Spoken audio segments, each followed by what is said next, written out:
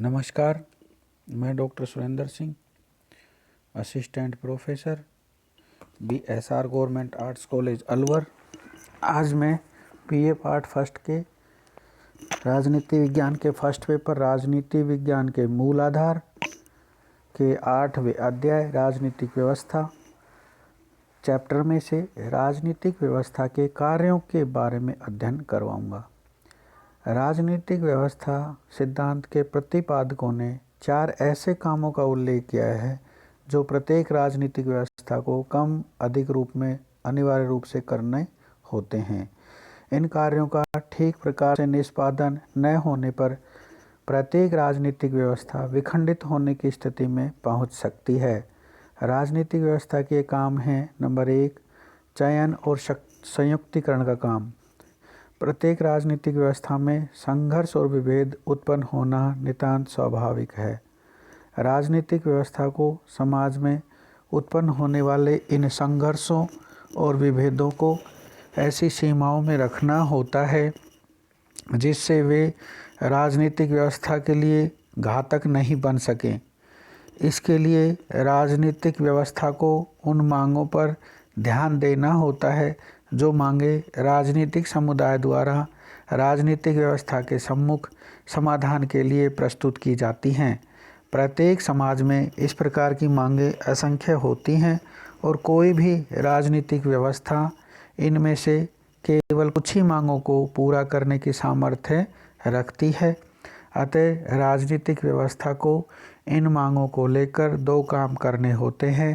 पहला कार्य मांगों के चयन का और दूसरा कार्य इस प्रकार चुनी या छांटी गई मांगों को संयुक्त करने का होता है।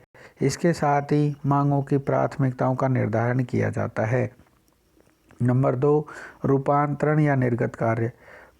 इसके अंतर्गत राजनीतिक व्यवस्था मांगों पर विचार करते हुए उन्हें निर्णयों में परिणत करती है। यह काम 3 चरणों में किया जाता है। नंबर 1, नियम निर्माण, दूसरा नियम क्रियान्विति और तीसरा है नियम अधिनिर्णय। इन कार्यों का स्वरूप आदर्श और व्यवहार दोनों पर ही निर्भर करता है। तीसरा जो काम है मुख्य रूप से व्यवस्थानुरक्षण के काम। हर राजनीतिक व्यवस्था में मांगों को पूरा न होने पर तनाव की स्थिति उत्पन्न होने के अवसर बढ़ जाते हैं।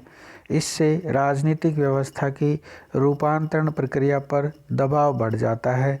यह दबाव एक सीमा से अधिक होने पर व्यवस्था को बनाए रखना कठिन हो जाता है और अतः स्टर्न और आमंड दोनों ने ही माना है कि व्यवस्था को बनाए रखने के लिए दबाव को कम करने का एकमात्र मार्ग है मांगों को नियंत्रित करना।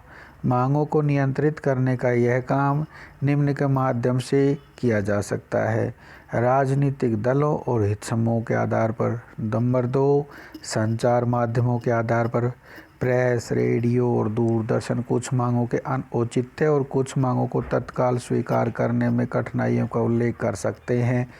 नंबर 3 है विधायिका, कार्यपालिका और प्रशासकीय संगठनों द्वारा परिवर्तन प्रक्रिया के दौरान मांगों को नियंत्रित किया जा सकता है। चौथी बात है व्यवस्थानुकूलन के काम। इसका मतलब है नागरिकों और विविध समूहों में व्यवस्था के अनुकूल विचारों और भावों को जन्म देना। व्यवस्था के अनुकूलन के अभाव में रूपांतरण प्रक्रिया में शिथिलता आ सकती है जिससे समस्त प्रशासनिक प्रक्रिया की कार्यकुशलता कम हो सकती है। व्यवस्था अनुकूलन का यह काम राजनीतिक समाजीकरण के माध्यम से और विविध संस्थाओं एवं एजेंसियों के द्वारा किया जाता है। राजनीतिक व्यवस्थाएं सर्वत्र उपयुक्त कार्य निष्पादित करती हैं, यद्यपि इन कार्यों में मात्रात्मक अंतर अवश्य पाए जाते हैं। ये सभी काम राजनीतिक व्यवस्था के सामान्य मूल्यों, आदर्शों और मानदंडों से सापेक्ष रहते हैं तथा यही बात मात्रात्मक अंतर का कारण होती है। एक स्वेच्छाचारी व्यवस्था में भी राजनीतिक व्यवस्था यही चारों कार्य करेगी, किंतु मूल्यों और आदर्शों के अलग होने के कारण इनकी निष्पादन शैली व मात्रा में लोकतांत्रिक व्यवस्था से भिन्नता पाई जाएगी। धन्यवाद।